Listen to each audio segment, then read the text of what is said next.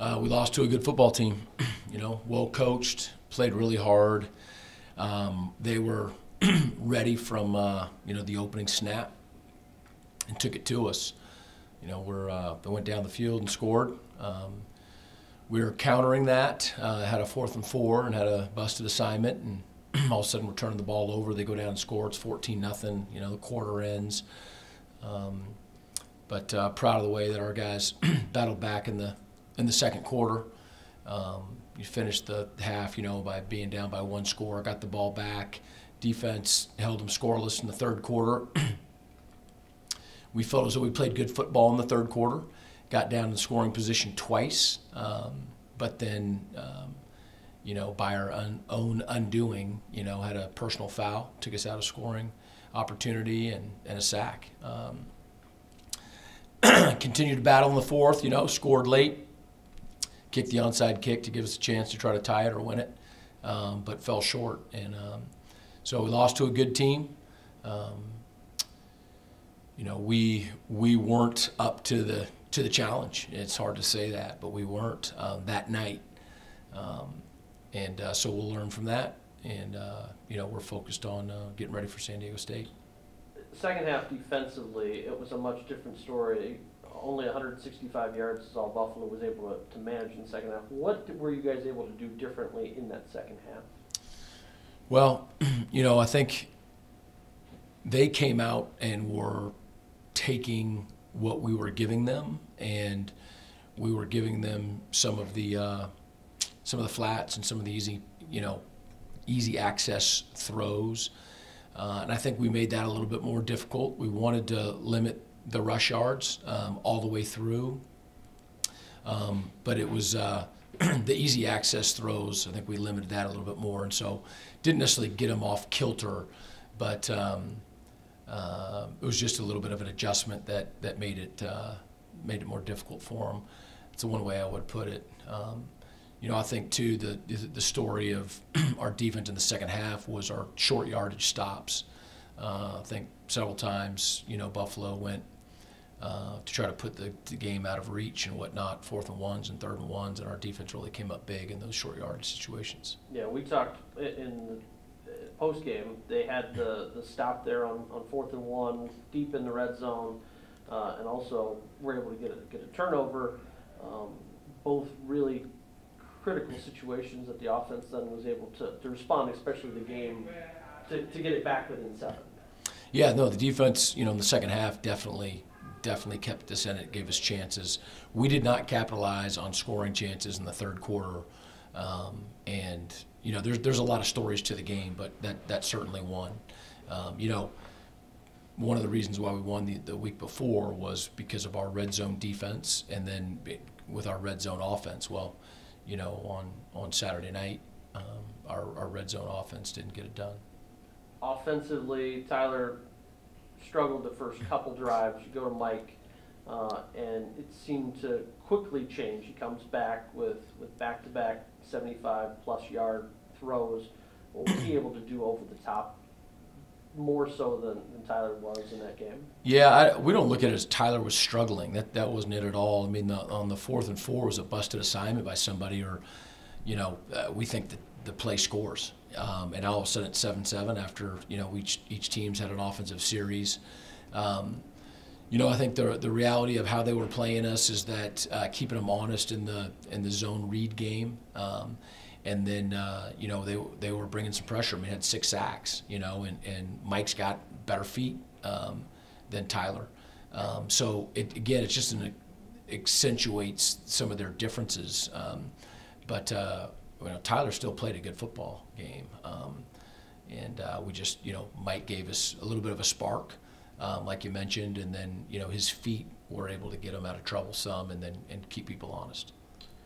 You mentioned the sacks. Does it give you a little area of concern knowing the last couple of weeks that you've taken so many, or is that your quarterbacks making sure that they're not just throwing a ball down into good coverage?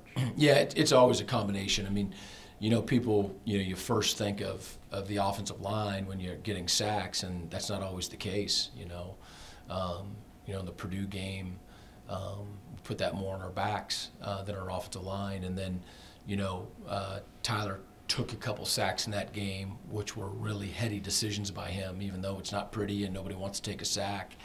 And then there's coverage sacks. There's times where the quarterback's stepping up when he shouldn't be, and or getting flushed or thinking he's getting flushed when he shouldn't be. And so, there's a lot of different combinations that you have to look at in terms of that. But is it a concern? Absolutely. This week, people don't realize, short week with the travel to California. How difficult is it to try to get a team ready to leave on Thursday when traditionally you've got a Friday and everything else still to go?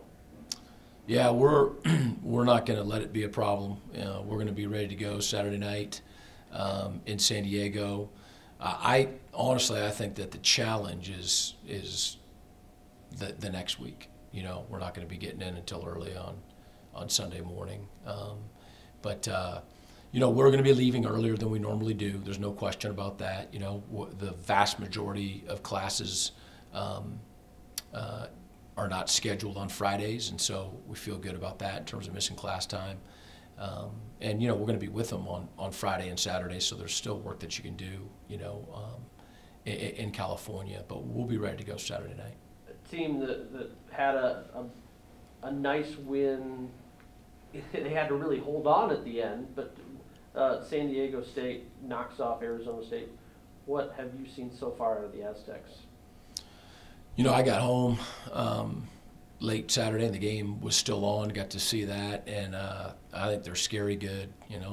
To me, watching that game, and we've been watching film, they could be playing in the Pac-12, and one of the things that I said was, we'll see how it all, fleshes out, but I don't see them as a team that's going to, overlook anything or think that they're better than they are kind of deal. I think that they're a fast, physical, well-coached, hungry team, and that's what we're going to get. And so, that's what makes it such a difficult game, is that they're really good, and to me, they're not a team that takes a week off. So, their defense is different. It's unique, and so it's going to take some great preparation by our part, with our offensive staff and with our offensive players, figuring out their defense and how we're going to attack it. And then, offensively, they are really big and strong up front, and everybody knows about their tailbacks and their fullback and their tight ends. I mean, they can absolutely smash you, but they're not limited in that way. I mean, they've playing a quarterback who can really scoot and can throw the ball, and they can get into multi-formational sets and pick you apart that way too. So they're really good. They've shown it, throughout the years. They've consistently played at a really high level. So it'd be a great challenge for us. Are they similar to any teams that we've played in recent memory under your coaching? In what way? Just knowing you're used to Army being a team that wants to run a lot, but they're an option team. Is there anybody similar styled offensively that we played? Offensively, there would probably be more similarities with their offense than with their defense. Okay. Their defense is more unique, I think, than their offense. After the first loss of the season, players can get down on themselves. How do you work on, especially with these younger guys experiencing their first collegiate loss, how do you turn that into motivation to beat San Diego State? Well, you got to be careful, with that. Average and below average teams, you lose, you get mad, and so you get excited and you play well, and then you feel good about yourself, and so you lose the next week. That's not a roller coaster ride that we want to take. I told the guys in the locker room afterwards that no one's feeling sorry for ourselves. We had 3.5 hours to take out any kind of frustration and to change things during the game. It doesn't work afterwards. We had plenty of opportunities during the game. If we didn't like the way that things were going or how it felt, that's when you change it. But to your question, you still have to deal with the disappointment of regret, the disappointment of, getting beat. We'll see this year. Our team hasn't done that yet. So every year a team is new. I think through the years we've been pretty good at bouncing back to negativity or to losses. The 2018 challenge is going to be how do we respond when things are going well, and that still remains to be seen. But our guys understand what 1-0 means. And that's what we're going to be focusing on this week.